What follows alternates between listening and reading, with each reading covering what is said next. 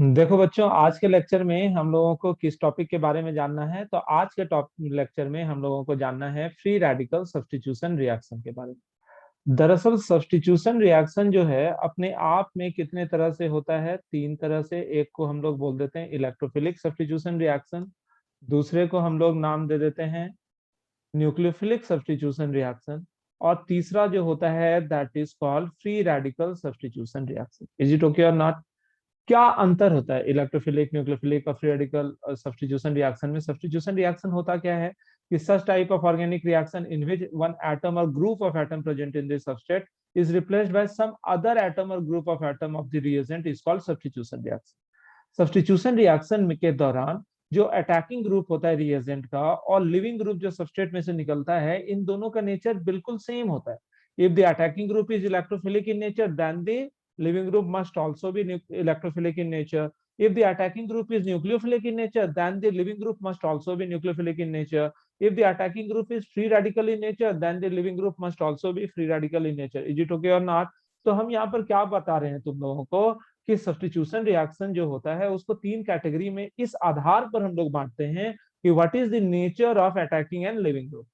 If attacking as well as living group both are electrophilic in nature, then such kind of substitution reaction is called electrophilic substitution reaction. If attacking group as well as living group both are nucleophilic in nature, then such kind of substitution reaction is called nucleophilic substitution reaction. However, if attacking group as well as living group both are free radical in nature, then such kind of substitution reaction is what? Free radical substitution reaction. Is it or not? देखो, सबसे पहली बात तो तुम ये जानो कि which kind of substrate give free radical substitution reaction. तो वो तुमको याद रखना है, अल्केन। अल्केन जो होता है वही फ्री रेडिकल सब्स्टिट्यूशन रिएक्शन देता है। और यहाँ पर किस तरह से ये alkane free radical substitution reaction देता है, उसी के मैकेनिज्म को हम लोग एक एक करके देख रहे हैं। ठीक है, जैसे कि मान लो प्यारे बच्चों, ये है अपना अल्केन। इसको हम लोग क्लोरीन के साथ ट्रीट करें, और क्लोरीन के साथ ट्रीट करने के बाद ये किस चीज में कन्वर्ट हो गया? CH3Cl और प्लस HCl। दिख रहा है तुमको? CH4 को जब हम लोग क्लोरीन के साथ ट्रीट करें तो CH4 क्लोरीन के साथ रिएक्ट करके क्या चीज में कन्वर्ट हो जाता है? CH3Cl और प्लस HCl, जो कि तुम लोगों को नजर भी आ रहा है। अब तुम लोग अगर इस चीज को ध्यान से देख रहे हो तो तुमको समझ में आएगा कि इसका मैकेनिज्म अगर देखो क्या हो। ये वाला रिएक्शन जो होता है ये फ्री रेडिकल मैकेनिज्म फॉलो कर रहा है। ये बात हम लोग कैसे जाने? यहाँ पर सनलाइट रन, अगर इस जगह पर सनलाइट है तो इसका क्या मतलब है कि this reaction follow free radical substitution reaction. कैसे? तो तुम लोग यहाँ पर ध्यान से देखो कि स्टेप वन में सबसे पहला काम क्या हुआ कि ये जो क्लोरीन तुमको नजर आ रहा है रिएजेंट, ये सनलाइट के मौजूदगी में आधा इधर और आधा इधर इस तरह से टूट जाता है, और क्या बना लेता है? Cl radical plus Cl radical. ठीक है, तो स्टेप टू में यही जो रिएजेंट है, स्टेप टू में जो तुमको ये रिएजेंट नजर आ रहा है, ये जो दो क्लोरीन रेडिकल है ना, दिस ऑल आर रिएजेंट है कि नहीं? ये जो दो रिएजेंट है स्टेप टू में क्या करता है? इस CH4 के साथ रिएक्ट करता है। सही है, CH4 इस Cl रेडिकल के साथ रिएक्ट करेगा। कैसे रिएक्ट करता है इसी चीज को ध्यान से देखो। इसके लिए CH4 में जो 4 हाइड्रोजन है उसको हम लोगों को अलग अलग दिखाना होगा। तो मान लो CH4 को क्या हम लोग CH3H के रूप में नहीं दिखा सकते हैं? बिल्कुल दिखा सकते हैं। और ये Cl रेडिकल इस पर अटैक किया, तो चूंकि रेडिकल वाला रिएक्शन है तो CH4 में से भी जो हाइड्रोजन निकलेगा वो होमोलाइटिक बॉन्ड फ्यूजन के बाद निकलेगा। और होमोलाइटिक बॉन्ड फ्यूजन के बाद जैसे एक H रेडिकल निकला और वो क्लोरीन के साथ चला गया, H और Cl, तो तुमको दिखेगा कि यहाँ पर क्या चीज बच गया है? CH3 रेडिकल बच गया। तुम लोग ध्यान से देखो कि यहाँ पर क्या चीज बच गया? ये CH3 रेडिकल बन गया। और ये जो तुमको यहाँ पर फ्री रेडिकल बना, यानी कि जो बचा, दिस एक्ट एज इंटरमीडिएट। ठीक है ना, यहाँ पर इंटरमीडिएट के रूप में ये CH3 रेडिकल बच गया है। अब तुम लोग देखो कि स्टेप थ्री में क्या होगा। स्टेप थ्री जो होता है उसमें क्या हो? स्टेप थ्री में होता है कि ये जो CH3 रेडिकल इंटरमीडिएट बना, ये दूसरे क्लोरीन मॉलिक्यूल Cl2 मॉलिक्यूल के साथ रिएक्ट करेगा, और वो आधा आधा टूट गया और क्या बन गया? CH3Cl और एक Cl रेडिकल बच गया। ये जो बना दिस इज व्हाट? प्रोडक्ट। और ये जो Cl रेडिकल बचा, it will terminate the reaction. समझ में आ रही है बात? कि it will terminate the reaction. यानी कि ये रिएक्शन यहाँ पर रुकता नहीं है, ये रिएक्शन नियमतः आगे चलते चले जाता है और ये कुछ इस तरह से टर्मिनेट करता है। टर्मिनेशन मतलब समझ रहे हो ना, कि it will terminate the reaction, मतलब रिएक्शन को लास्ट तक पहुंचाता है। कैसे? कि यही सीएल रेडिकल, तुम गौर से देखो, ये सीएल रेडिकल स्टेप 2 में जाएगा कुछ इस तरह से, ये सीएल रेडिकल स्टेप 2 में जाएगा, ये अनदर CH4 मॉलिक्यूल के साथ रिएक्ट करके CH3 रेडिकल बनाएगा और कुछ इस तरह से तुम्हारा प्रोडक्ट बनाएगा। फिर एक नया सी रेडिकल प्रोड्यूस होगा, वो दूसरे CH4 पर अटैक करेगा। इसके वजह से ये रिएक्शन बहुत ज्यादा फास्ट और बहुत ज्यादा रिएक्टिव भी हो जाता है। मतलब इस तरह के रिएक्शन को कंट्रोल करना बहुत ज्यादा मुश्किल होता है। और यहाँ पर जो अलग अलग स्टेप है, और उन अलग अलग स्टेप का नाम भी तुमको याद रखना चाहिए। स्टेप 1 को हम लोग नाम दे देते हैं चेन इनिशिएशन स्टेप। स्टेप 1 को क्या बोलते हैं बच्चों? Chain initiation step. स्टेप 2 को क्या बोलते हैं हम लोग? चेन प्रोपोगेशन स्टेप, याद रहेगा। और स्टेप 3 को हम लोग क्या नाम देते हैं? चेन टर्मिनेशन स्टेप, है ना। तो ये अलग अलग स्टेप। तुम बताओ, तुमसे पूछा जाएगा कि इस वाले रिएक्शन मैकेनिज्म में कौन से टाइप का सबस्ट्रेट होता है, तो तुम याद रखोगे इस वाले रिएक्शन मैकेनिज्म में सामान्य तौर पर अल्केन होता है सबस्ट्रेट के रूप में, और हैलोजन होता है रिएजेंट के रूप में, सही है ना। यहाँ पे ये अल्केन ही इस तरह का रिएक्शन देता है या देखने को मिलता है। यहाँ पे फ्री रेडिकल मैकेनिज्म के दौरान जो इंटरमीडिएट बनता है, पूछा जाएगा वो इंटरमीडिएट क्या होगा, तो free radical will form as an intermediate. तो अगर तुम लोगों को ध्यान है कि फ्री रेडिकल की स्टेबिलिटी किधर ज्यादा है, तो तुमको पता होना चाहिए 1 डिग्री, 2 डिग्री, और तब जाकर 3 डिग्री। उससे भी ज्यादा स्टेबल होता है बेंजाइलिक और एलाइलिक वाला कार्बो फ्री रेडिकल। तो उन चीजों के बारे में हम लोग कुछ देर के बाद देखते हैं। सबसे पहले तो तुम लोग ये हमको बताओ कि क्या ये रिएक्शन रुक जाता है जब एक हाइड्रोजन हैलोजन के द्वारा रिप्लेस होता है? जैसे CH4 को हम लोग Cl2 के साथ सनलाइट में ट्रीट किए, तो एक हाइड्रोजन रिप्लेस होकर क्लोरीन लग गया और वो हाइड्रोजन क्लोरीन के साथ निकल गया। क्या ये रिएक्शन एक हाइड्रोजन के निकलने के बाद रुक जाता है? तो जवाब होगा प्यारे बच्चों, नहीं। ये रिएक्शन इतना ज्यादा रिएक्टिव होता है, क्योंकि फ्री रेडिकल मैकेनिज्म फॉलो कर रहे हैं ना, तो ये रिएक्शन इतना ज्यादा रिएक्टिव होता है कि ये रिएक्शन तब तक चलते रहता है जब तक कि सारा का सारा रिएजेंट जो होता है, सारा का सारा हाइड्रोजन जो अल्केन में मौजूद है, वो हैलोजन के द्वारा अलग ना हो गया हो, रिप्लेस ना हो गया हो। यानी कि जैसे हम इसी रिएक्शन को लिख रहे हैं, तुम ध्यान से देखना, ये CH4 वाला यहाँ पर लिखते हैं, CH4 है, इसको Cl2 सनलाइट के साथ अगर हम लोग ट्रीट करेंगे तो HCl निकल जाएगा, और क्या बन जाएगा? बन जाएगा CH3Cl। लेकिन रिएक्शन रुकता नहीं है, ये इसको दूसरे Cl2 सनलाइट के साथ ट्रीट करेंगे तो फिर HCl निकल जाएगा, और क्या बन जाएगा? CH2Cl2। फिर ये रिएक्शन रुकेगा नहीं, इसको Cl2 सनलाइट के साथ ट्रीट करेंगे तो इससे तीसरा हाइड्रोजन भी निकल जाएगा, और बन क्या जाएगा? CHCl3, that is chloroform. और फिर Cl2 सनलाइट के साथ ये एक चौथा हाइड्रोजन भी अपना छोड़ देगा। अब जाके रिएक्शन रुक जाएगा जब क्या चीज का बनना हो जाएगा? CCl4 का। समझे बात को? यानी कि इस रिएक्शन के दौरान CH4 जो होता है अल्टीमेटली तब जाकर रुकेगा जब फाइनली CCl4 का बनना हो। तो अगर तुमको बीच का प्रोडक्ट चाहिए, मान लो तुमको क्लोरोफॉर्म चाहिए, डाइक्लोरोमीथेन चाहिए या मिथाइल क्लोराइड चाहिए, तो तुम क्या करोगे? अगर तुमको इंटरमीडिएट प्रोडक्ट चाहिए तो तुमको क्या चीज की जरूरत होगी? तो तुमको जरूरत होगी इनहिबिटर्स की। समझ में आ रही है बात? इनहिबिटर्स। इनहिबिटर क्या होता है? सामान्य तौर पर हम लोग इनहिबिटर के रूप में क्या लेते हैं? तो सामान्य तौर पर इनहिबिटर के रूप में हम लोग ले लेते हैं आयोडीन, क्विनॉल, क्विनोन, एटसेट्रा। इस तरह का रिएजेंट हम लोग इनहिबिटर के रूप में लेते हैं। इनहिबिटर करता क्या है मेरे प्यारे बच्चों? तो इनहिबिटर करता क्या है कि जब तुम रिएक्शन के दौरान इनहिबिटर इंट्रोड्यूस करोगे तो रिएक्शन उसी स्टेज में जाकर रुक जाए।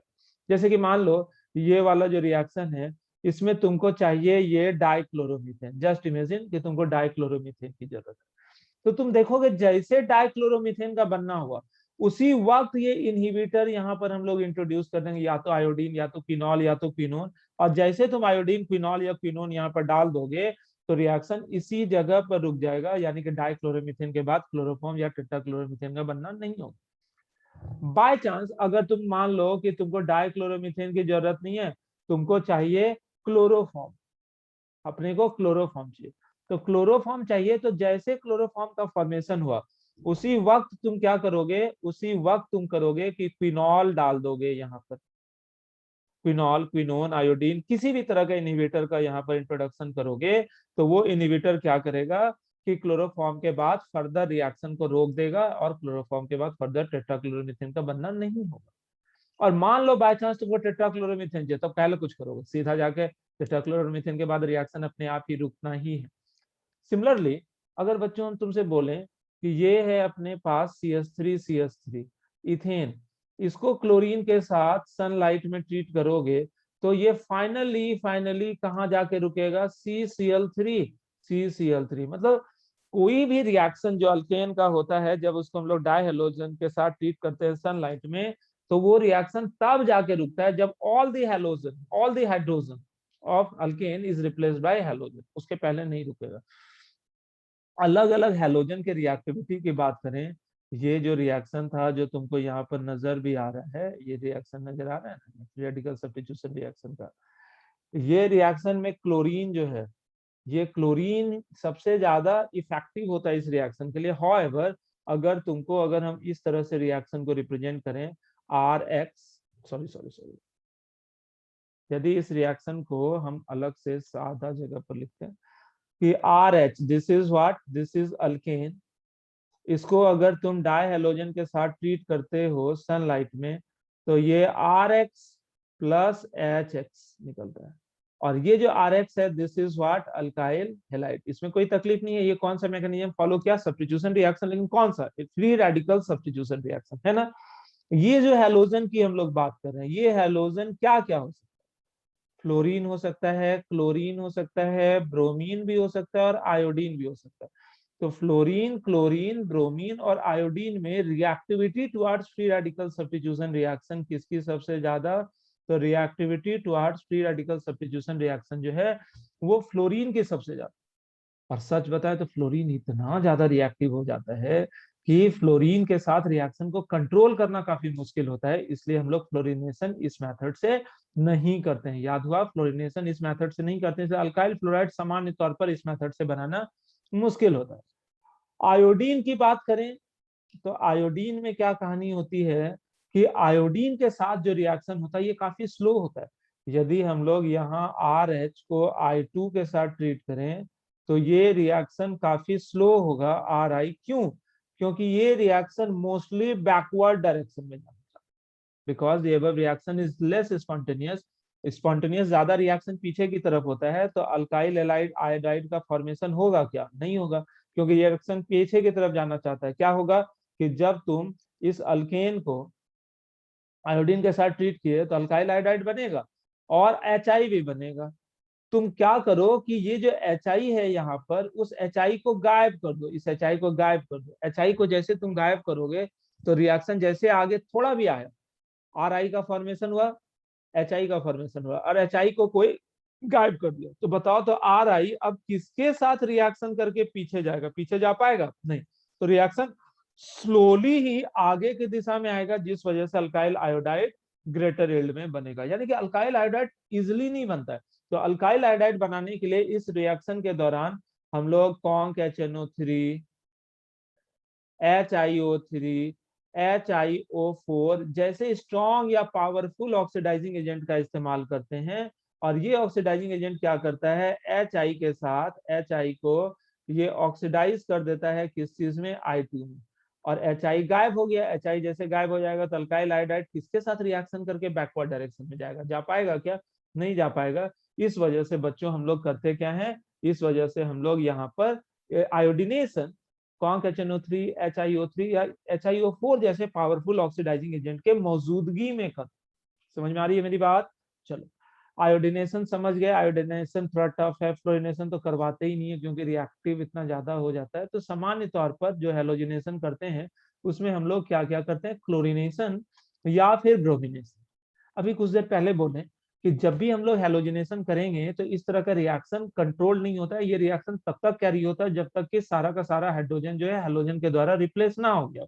लेकिन इनहिबिटर का इस्तेमाल करके हम लोग डिजायर्ड प्रोडक्ट पर रिएक्शन को रोक सकते हैं, ठीक है ना। तो मान लो अगर हम लोग मोनोहेलोजिनेशन की बात कर रहे हैं, किस चीज की बात कर रहे हैं, मोनोहेलोजिनेशन। क्या होता है मोनोहेलोजिनेशन, मोनोहेलोजिनेशन करने का मतलब एक हेलोजन का जुड़, मोनो हेलोजिनेशन कहने का मतलब क्या होता है बच्चों, एक हेलोजन का जुड़ना। मोनो हेलोजिनेशन जब भी तुम करोगे मतलब एक हेलोजन को जोड़ोगे। किस चीज में एक हेलोजन जोड़ोगे, किसी भी अल्केन में। मान लो सच्चाई तो ये है कि रिएक्शन तब तक कैरी होता है जब तक कि सारा का सारा हाइड्रोजन नहीं हट जाए। लेकिन अगर मोनो हेलोजिनेशन करने की जरूरत हो, यानी कि अल्केन में हाइड्रोजन हटाकर किसी एक हाइड्रोजन को हटाकर एक ही हेलोजन को जोड़ना हो अगर, तो उस स्थिति में क्या होगा, मोनो हेलोजिनेशन जो होता है डायरेक्टली प्रोपोर्शनल होता है स्टेबिलिटी ऑफ इंटरमीडिएट। इंटरमीडिएट जो है यहाँ पर क्या चीज है बताओ, इंटरमीडिएट तो फ्री रेडिकल है। फ्री रेडिकल की स्टेबिलिटी जितनी ज्यादा, तो जाकर मोनोहेलोजिनेशन उस पोजीशन पर ज्यादा इजीली होगा। ऐसे तुमसे अगर हम पूछें तो 1 डिग्री है तुम्हारे पास, 2 डिग्री है तुम्हारे पास, 3 डिग्री है तुम्हारे पास एलाइलिक फ्री रेडिकल है। कौन सा फ्री रेडिकल है बता दो, एलाइलिक फ्री रेडिकल है। तुम्हारे पास बेंजाइलिक फ्री रेडिकल है, कई तरह का फ्री रेडिकल है। तो इन सारे फ्री रेडिकल में 1 डिग्री, 2 डिग्री, 3 डिग्री एलाइलिक और बेंजाइलिक फ्री रेडिकल में स्टेबिलिटी जो होता है वो किसकी सबसे ज्यादा, वो स्टेबिलिटी जो है वो बेंजाइलिक फ्री रेडिकल की सबसे ज्यादा। इस वजह से अगर फ्री रेडिकल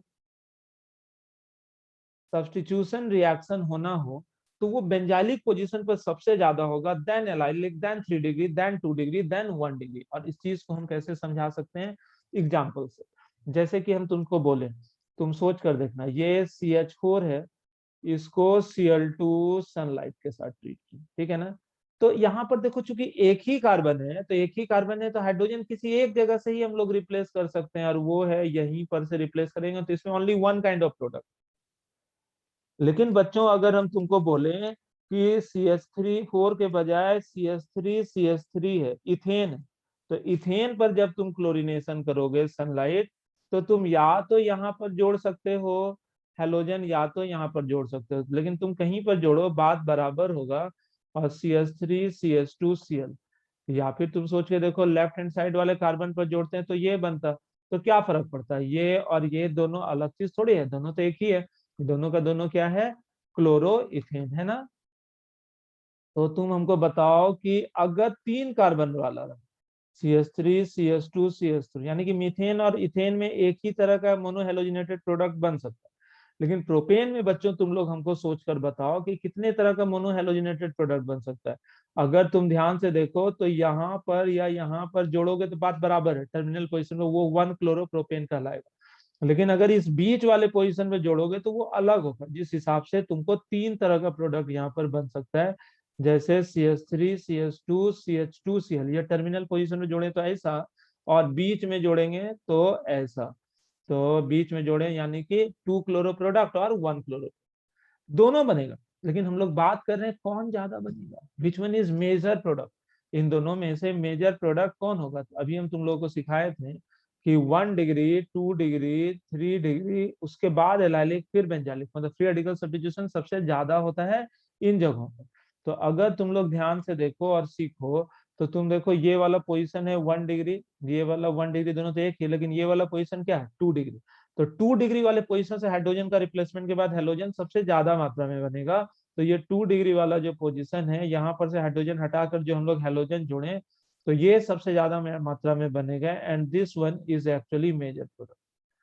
और यहाँ लेफ्ट हैंड साइड में जो बनेगा, this one is actually minor product. तुमको समझ में आ रहा है, मेजर प्रोडक्ट मतलब सबसे लास्ट साइड में जो बनेगा दैट इज मेजर प्रोडक्ट, और जो बीच वाले जगह पर बनेगा that is actually minor product.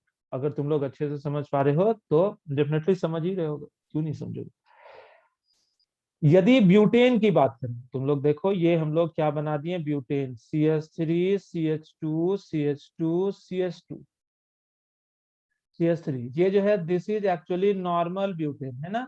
Normal butane को क्लोरीन सनलाइट के साथ ट्रीट करोगे तो तुम ही बता दो कि जानबूझकर हम हाइड्रोजन छोड़कर लिख रहे हैं कि देखने में सुविधा हो। तो तुम बताओ, या तो टर्मिनल पोजीशन पे जोड़ोगे, टर्मिनल पोजीशन पे जोड़ो तो यहाँ पर जोड़ो कि यहाँ पर जोड़ो, बात बराबर होगा कि नहीं होगा, तो एक जगह जोड़ दिए। यहाँ पर जोड़ सकते हो सेकेंड पर, या यहाँ पर भी जोड़ोगे तो बात बराबर ही होगा ना। तो ये 2 तरह का प्रोडक्ट बनेगा। तुम बताओ यहाँ पर पहले वाले में जो जुड़ा है ये 1 डिग्री पोजीशन पर जुड़ा और दूसरे वाले में 2 डिग्री पर बना, तो 2 डिग्री मोर स्टेबल होता है। तो बताओ तो कौन होगा मेजर प्रोडक्ट? ये वाला मेजर होगा और ये वाला जो प्रोडक्ट होगा this is actually minor product, है ना। लेकिन अगर तुम हमको बता दो CH3 CH CH3, ये जो है आइसोब्यूटेन है ना, ये आइसोब्यूटेन है। आइसोब्यूटेन में अगर तुमसे हम बोल दें कि Cl2 सनलाइट जोड़ो, तो तुम्हारे पास आइसोब्यूटेन में कितना पोजीशन है, कहाँ कहाँ जोड़ सकते हो? सबसे पहले बताओ आइसोब्यूटेन में कितने तरह का प्रोडक्ट हो सकता है? तो आइसोब्यूटेन में मेरे बच्चों 2 तरह का प्रोडक्ट हो सकता है। इस तीनों टर्मिनल में, यहाँ पर या यहाँ पर या यहाँ पर कहीं पर भी तुम जोड़ोगे इन तीनों टर्मिनल में, तो बात एक ही होगा। तो किसी एक जगह हम लोग जोड़ दिए ये, और ये बीच वाले पोजीशन पर भी जोड़ सकते हैं यहाँ पर। तो तुम हमको बताओ कि ये तो 1 डिग्री पोजीशन पर जोड़े, ये 2 डिग्री पोजीशन पर, 3 डिग्री पोजीशन पर जोड़े। 3 डिग्री तो मोर स्टेबल होता है, तो 3 डिग्री वाला मेजर प्रोडक्ट होगा और 1 डिग्री वाला जो है ये माइनर प्रोडक्ट। एक दो एग्जांपल और करते हैं। तुम हमको बताओ जल्दी से कि ये है CH3 CH2 CH2 CH2 CH3, this is actually normal pentane, और इसको Cl2 सनलाइट के साथ हम लोग ट्रीट करें। ये नॉर्मल पेंटेन है और इसको हम लोग किस चीज के साथ ट्रीट करें? Cl2 सनलाइट के साथ। तुम हमको बता दो फटाफट कि कितने तरह का यहाँ पर हैलोजिनेशन हो सकता है। 5 कार्बन है ना, तो हम जानबूझ के हाइड्रोजन हटाकर इसलिए लिख रहे हैं कि हटाने के बाद ज्यादा स्पष्ट नजर आए, तुम लोग क्लियर नजर आए। तो यहाँ पर जो क्लोरीन है वो है कहाँ पर? या तो इस जगह पर जोड़ो या तो यहाँ जोड़ो, दोनों जगह कहीं भी जोड़ोगे तो बात बराबर है, 1 क्लोरो कहलाएगा। यहाँ पर जोड़ो या यहाँ पर जोड़ो, कहीं पर जोड़ो तो ये क्या कहलाएगा? 2 क्लोरो कहलाएगा। और यहाँ पर जोड़ते हो तो दिस विल बिकम 3 क्लोरो। इसमें कौन मेजर होगा कौन माइनर होगा? तो याद रखना ये मोर सिमेट्रिकल है तो दिस इज मेजर, और इसके अलावा जो भी बन रहा है they all are minor product. लेकिन ये भी क्वेश्चन पूछता है कि नॉर्मल ब्यूटेन जो है this is actually what? This is normal butane. पूछेगा ये कितने तरह का प्रोडक्ट दे सकता है मोनोहेलोजिनेशन के बाद, तो जवाब दोगे 3। देखो अब इस चीज को समझ के दिखाओ तो, ये है अपना आइसोब्यूटेन है ना, आइसोपेंटेन। यहाँ पर गलती लिख दें, दिस इज नॉर्मल पेंटेन है और दिस इज एक्चुअली आइसोपेंटेन। तो आइसोपेंटेन का मोनोहेलोजिनेशन तुम करके दिखा दो। तो आइसोपेंटेन का मोनोहेलोजिनेशन करोगे तो तुम्हारे पास है कितना कार्बन? 5 इस तरह से। या फिर तुम ऐसा भी कर सकते हो, ये 5 इस तरह से। या तो तुम ऐसा भी कर सकते हो, ये 5 इस तरह से। या तो तुम ऐसा भी कर सकते हो, ये 5 इस तरह से। इन 5 कार्बनों में से क्लोरीन कहाँ कहाँ जोड़ोगे? इन 5 कार्बनों में से अगर क्लोरीन जोड़ना है तो इस पोजीशन पर क्लोरीन जोड़ो, यहाँ पर जोड़ो या यहाँ पर जोड़ो, बात बराबर है, ठीक है ना। वो दोनों पोजीशन पर देख सकते हो तुम। या तो क्लोरीन हम लोग यहाँ पर जोड़ सकते हैं, या तो क्लोरीन हम लोग यहाँ पर जोड़ सकते हैं, और या तो क्लोरीन यहाँ जोड़ सकते हैं। ये 4 तरह का प्रोडक्ट बनेगा जिसमें ये 3 डिग्री वाला जो है ये मेजर होगा और बाकी 2 डिग्री और 1 डिग्री वाला माइनर प्रोडक्ट होगा, है ना। और भी देख रहे हैं तो इसमें हड़बड़ाने की जरूरत नहीं है, इसी तरह का क्वेश्चन पूछता है। जैसे कि ये है CH3 CH3 CH3 और ये है CH3, this is what? This is neopentane. समझ रहे हो बात को? ये क्या चीज है? नियोपेंटेन। नियोपेंटेन की बात करें, इसको अगर तुम क्लोरीन और सनलाइट के साथ ट्रीट करोगे तो हाइड्रोजन कहीं पर भी रिप्लेस करो बात बराबर है। यहाँ से हाइड्रोजन हटाओ कि यहाँ हटाओ कि यहाँ हटाओ कि यहाँ हटाओ, कहीं से भी तुम हटाओगे तो बात बराबर होगा और बन क्या जाएगा? CH3 CH3 और साथ में CH2Cl, है ना। तो ये 4 साइड से इस तरह से, और ये क्लोरीन है, तो ये जो बन गया ये तुम्हारा एक प्रोडक्ट। समझ में आ रही है बात? बहुत आसान है, एकदम इजी। तो यहाँ पर सिर्फ एक ही तरह का प्रोडक्ट बनेगा क्योंकि बीच वाले कार्बन पर हाइड्रोजन है ही नहीं, तो क्या यहाँ पर से हाइड्रोजन का रिप्लेसमेंट हाइड्रोजन के द्वारा हो सकता है? बिल्कुल नहीं हो सकता।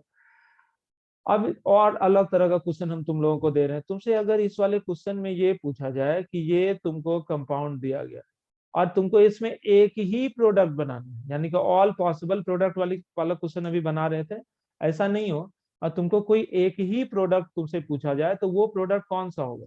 तुम गौर से देखो, ये वाला 1 डिग्री है कार्बन, है ना। ये वाला कार्बन जो है ये 2 डिग्री है, ये वाला 1 डिग्री है, 1 डिग्री है, लेकिन ये वाला 3 डिग्री है। तो अगर वन पॉसिबल प्रोडक्ट तुमसे पूछा जाए तो तुम हमेशा 3 डिग्री वाले कार्बन पर क्लोरीन जोड़ोगे। समझ में आ रही है बात? जैसे कि मान लो ये कोई कंपाउंड है, देखा, ये कोई कंपाउंड है इस तरह से, और तुमको पूछा जाए कि इसमें क्लोरीन सनलाइट के साथ हम लोग ट्रीट कर रहे हैं, क्लोरीन कहाँ जोड़ोगे? यहाँ जोड़ सकते हो, यहाँ जोड़ सकते हो, यहाँ जोड़ सकते हो, यहाँ, यहाँ, यहाँ, यहाँ, यहाँ। इस जगह पर नहीं जोड़ सकते, ये जो हम यहाँ सर्कल कर रहे हैं। क्यों? क्योंकि वो 4 डिग्री कार्बन है, 4 डिग्री कार्बन पर तो हाइड्रोजन ही नहीं है, तो उस जगह पर रिप्लेसमेंट नहीं होगा। जैसे कि यहाँ जो नियोपेंटेन अभी नहीं लिखे थे, ये नियोपेंटेन जो है, इस नियोपेंटेन में इस कार्बन पर हाइड्रोजन, 4 डिग्री कार्बन पर हाइड्रोजन ही नहीं होता है, तो क्या इस जगह पर हमारा रिप्लेसमेंट संभव है? बिल्कुल संभव नहीं। लेकिन अगर यहाँ पर देखें तो 3 डिग्री वाला कार्बन तुमको नजर आएगा, ये वाला कार्बन 3 डिग्री तुमको नजर आएगा नहीं, तो इस जगह पर तुम्हारा हेलोजन का जुड़ना होगा और ये हेलोजन यहाँ जुड़ जाएगा। और भी क्वेश्चन करते हैं, तुम गौर से देखो, ये कोई कंपाउंड है, इसमें क्लोरीन सनलाइट करेंगे तो क्या होगा? इसमें देखो 6 कार्बन और 6 कार्बन एक दूसरे के इक्विवेलेंट, कहीं भी जोड़ोगे बात बराबर होगा। तो बताओ तो इसमें कितने तरह का प्रोडक्ट संभव भी है? एक ही तरह का प्रोडक्ट इसमें संभव है। ऐसे ही ये एनसीईआरटी का क्वेश्चन है, हेलो अल्केन चैप्टर में है कि a certain compound, a certain alkane है मॉलिक्यूलर फार्मूला C5H10, सिर्फ यही दिया हुआ कि वो कंपाउंड है जिसका मॉलिक्यूलर फार्मूला कितना दिया हुआ, C5H10, और तुमसे पूछ रहे हैं कि write the structure of C5H10 that can give only one type of monochloro product। तो उसका आंसर यही होगा, क्योंकि ये साइक्लोपेंटेन जो है, इसमें तुम कहीं पर भी क्लोरीन जोड़ो बात बराबर है। तुम यहाँ भी जोड़ो, यहाँ भी जोड़ो, यहाँ भी जोड़ो, यहाँ भी जोड़ो, यहाँ भी जोड़ो, कोई फर्क पड़ेगा या फिर नहीं पड़ेगा? नहीं पड़ेगा। तो ये तुम्हारा उस क्वेश्चन का जवाब है, ठीक है ना। थोड़ा सा एलाइलिक और बेंजाइलिक वाले पोजीशन की बात कर लेते हैं। जैसे कि तुमसे पूछा जाए, जैसे ये कोई कंपाउंड है, इस कंपाउंड को क्लोरीन सनलाइट के साथ ट्रीट करा जाएगा। क्लोरीन सनलाइट के साथ जैसे तुम ट्रीट करोगे तो तुम हमको बताओ एलाइलिक पोजीशन कौन हुआ? ये डबल बॉन्ड वाला कार्बन है, डबल बॉन्ड के जस्ट बाद वाले पोजीशन को हम लोग क्या नाम देते हैं प्यारे बच्चों? एलाइलिक पोजीशन, समझे? तो एलाइलिक पोजीशन पर क्लोरीन जुड़ेगा, मतलब CH3 जो था यहाँ पर, CH2 CH double bond CH2, और इस जगह पर एलाइलिक पोजीशन पर दरअसल किस चीज का जुड़ना होता है? क्लोरीन का जुड़ना। सिमिलरली ये वाला देखो तुम्हारा एलाइलिक पोजीशन नजर आया, यहाँ डबल बॉन्ड, और इस पर क्लोरीन जुड़ना है सनलाइट के साथ, इसका एलाइलिक पोजीशन कौन हुआ? ये दो डबल बॉन्ड है, तो तुम गौर से देखोगे तो यहाँ पर एलाइलिक पोजीशन जो है,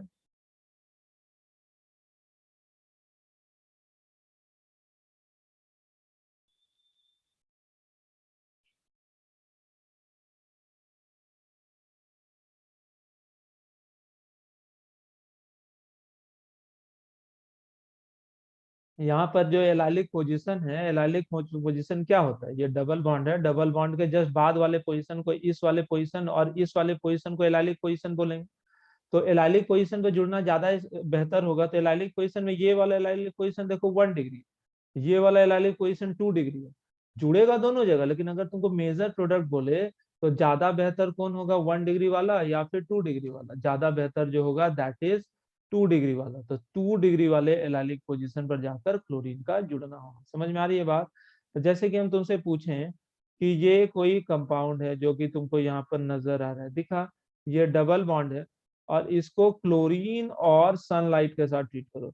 तो क्लोरीन और सनलाइट के साथ ट्रीट करोगे तो डबल बॉन्ड के जस्ट बाद वाला पोजीशन, ये डबल बॉन्ड है, और डबल बॉन्ड के जस्ट बाद वाला पोजीशन ये है या ये है, तो उस एलाइलिक पोजीशन पर जाकर क्लोरीन जुड़ेगा, जो कि बहुत ज्यादा आसान है। बेंजाइलिक पोजीशन क्या होता है? बेंजाइलिक पोजीशन होता है कुछ इस तरह से। तुम लोगों को कोई परेशानी हो रही है क्या? क्या तुम लोगों को कोई परेशानी हो रही है? तुम लोगों को क्या कोई परेशानी हो रही है साउंड में या फिर किसी और तरह से? Okay, thank you. चलो, ये जो है बेंजीन है, बेंजालिक पोजीशन। बेंजालिक पोजीशन पर अगर तुम Cl2 सनलाइट ट्रीट करोगे तो बेंजालिक पोजीशन क्या होता है? रिंग के जस्ट बाद वाला पोजीशन। वो तो सबसे ज्यादा स्टेबल प्रोडक्ट बनाएगा, क्योंकि हम शुरू में लिखवाए थे बेंजाइलिक से सब्स्टिट्यूशन सबसे आसान, तब एलाइलिक, तब विनाइलिक, तब एलाइलिक, तब 3 डिग्री, तब 2 डिग्री और तब 1 डिग्री। अगर मान लो रिंग के बाद 2-3 कार्बन है जैसे CH2 CH3, अब बताओ तो Cl2 सनलाइट के साथ ट्रीट करेंगे तो बेंजाइलिक पोजीशन कौन है? रिंग के जस्ट बाद वाला कार्बन, रिंग के जस्ट बाद वाला कार्बन है कुछ इस तरह से, और इस जगह पर जाकर क्लोरीन का जुड़ना होगा। काफी आसान है ना। एक दो एडिशनल रिएजेंट के बारे में तुमको बता दूं। कभी कभी तुमको SO2Cl2 देखने को मिलेगा रिएजेंट ग्रुप। SO2Cl2 भी फ्री रेडिकल सब्स्टिट्यूशन रिएक्शन देता है at allylic and benzylic position. Okay, ऐसा तुमको कुछ दिख गया तो ये भी एलाइलिक और बेंजाइलिक पोजीशन पर फ्री रेडिकल सब्स्टिट्यूशन रिएक्शन देता है। किस चीज का? क्लोरीन जोड़ेगा। कभी कभी तुमको NBS देखने को मिलता है। कभी कभी तुमको क्या चीज देखने को मिलता है बताओ? NBS। NBS कहने का मतलब क्या होता है? NBS कहने का मतलब होता है एन ब्रोमोसक्सिनामाइड। इसको हम लोग फुल फॉर्म में लिख देते हैं। इसको क्या नाम देते हैं बताओ? एन ब्रोमो सक्सिनामाइड, है ना। This is an bromosuccinimide. कौन क्या होता है एन ब्रोमोसक्सिनामाइड? तुम लोग ध्यान से देखो तो कुछ इस तरह का होता है सक्सिनामाइड। एक मिनट, ये तुमको दिख गया होगा। This is an bromosuccinimide. दिख गया? This compound is called an bromosuccinimide. इसको इस तरह से भी लिख सकते हैं CH2 CH2 COO COO NBr। This is structure of N bromosuccinimide. ये दोनों एन ब्रोमोसक्सिनामाइड जो होता है, एन ब्रोमोसक्सिनामाइड जो होता है, ये करता क्या? एन ब्रोमोसक्सिनामाइड जो होता है ये करता है free radical substitution reaction at allylic and benzylic position. समझ में आ रही बात? ये क्या चीज करता है? फ्री रेडिकल सब्स्टिट्यूशन करता है एलाइलिक पोजीशन पर या बेंजाइलिक पोजीशन। तो NBS ब्रोमीन जोड़ता है और SO2Cl2 जो है वो क्लोरीन जोड़ता है। देखो, तुमको अगर मिल जाए कोई एक दो क्वेश्चन इस तरह से, एक दो क्वेश्चन जो है अगर तुम लोगों को कुछ इस तरह से मिल जाता है, अगर मान लो तुम लोगों को कुछ एक दो क्वेश्चन इस तरह से मिल जाता है, ये CH3CH डबल बॉन्ड CH2, ये यहाँ पर अगर तुमको बोला जाए कि इसको क्लोरीन और सनलाइट के साथ ट्रीट करें, यदि इस पर्टिकुलर कंपाउंड को हम लोग क्लोरीन और सनलाइट के साथ ट्रीट करें तो क्या बनेगा? तो सिंपल सा कॉन्सेप्ट है, allylic position, this position is allylic position, और इस जगह पर क्या चीज का जुड़ना हो जाता है? क्लोरीन का जुड़ना। सेम ही रिएजेंट को, सेम ही सबस्ट्रेट को अगर NBS एन ब्रोमोसक्सिनामाइड के साथ अगर हम लोग ट्रीट करते हैं तो क्या बनेगा? इसी एलाइलिक पोजीशन पर किस चीज का जुड़ना हो जाएगा मेरे प्यारे बच्चों? ब्रोमीन का जुड़ना। और इसी सबस्ट्रेट को अगर हम लोग ट्रीट कर देंगे किस चीज के साथ? इसी सबस्ट्रेट को हम लोग SO2Cl2, SO2Cl2 is called sulphuryl chloride, इस बात को हमेशा याद रखो। इसके साथ अगर तुम ट्रीट करोगे तो ये भी तुम्हारा एलाइलिक पोजीशन पर क्या चीज जोड़ देगा? क्लोरीन। खत्म हो गया। इतना आसान आसान रिएक्शन है, ऐसे याद रखना। ये एडिशनल बात हम यहाँ पर लिख देते हैं। SOCl2, this is called thionyl chloride, और SO2Cl2 is called sulphuryl chloride. याद रहेगा, this is thionyl chloride and this is sulphuryl chloride. इस बात को हमेशा याद रखना तुम लोग अच्छे से। एक दो बेंजाइलिक पोजीशन के लिए हम लोग देख लेते हैं। जैसे कि ये कोई कंपाउंड तुमको नजर आया और इस कंपाउंड में यहाँ पर CH3 है, तुमको दिखा। तुम देखना कई तरह से सेम रिएजेंट, सेम सबस्ट्रेट, अलग अलग रिएजेंट के साथ अलग अलग तरह से रिएक्शन देता है। यहाँ पर क्लोरीन के साथ Fe है, यहाँ क्लोरीन के साथ सनलाइट, यहाँ SO2Cl2 है, और इस जगह पर NBS हमको नजर आ रहा है। तो इन अलग अलग तरह के रिएजेंट के साथ क्या कहानी होगी? ये जो पहला है क्लोरीन विथ Fe, तो तुमको याद रखना होगा this is electrophilic substitution reaction, जो कि परसों के क्लास में हम लोग देखे थे।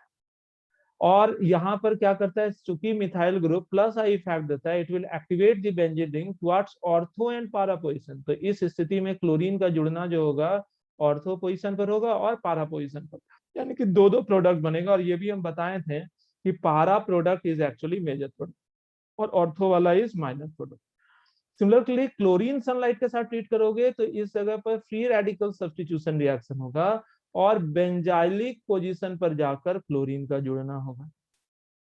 सिमिलरली SO2Cl2 भी फ्री रेडिकल सब्स्टिट्यूशन रिएक्शन देता है और ये भी बेंजाइलिक पोजीशन पर क्लोरीन को जोड़ेगा। और एन ब्रोमोसक्सिनामाइड भी फ्री रेडिकल सब्स्टिट्यूशन रिएक्शन देता है और ये भी मेरे प्यारे बच्चों बेंजाइलिक पोजीशन पर ब्रोमीन जोड़े, है ना। एकदम इजी इजी है, हमको नहीं लगता है कि बहुत भारी है। 1-2 मिनट बचा हुआ है तो कर ही लेते हैं काम। ये फिनाइल ग्रुप है। फिनाइल ग्रुप जिस लिखा हुआ ना, तो ये फिनाइल ग्रुप दरअसल इस तरह से बेंजीन रिंग को रिप्रेजेंट कर, तो ये बोलो या ये बोलो, दोनों में कोई फर्क है क्या? नहीं।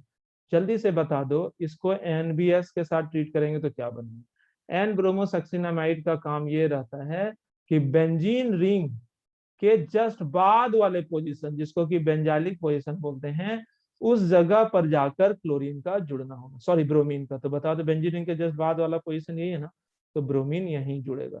रहने देते हैं आज। तो ये जो था फ्री रेडिकल सब्स्टिट्यूशन रिएक्शन था जिसके बारे में हम लोग जाने। कल जो है एलिमिनेशन रिएक्शन के बारे में पढ़ेंगे और आज का क्लास हम लोग बच्चों यहीं पर एंड करते हैं। Okay, bye.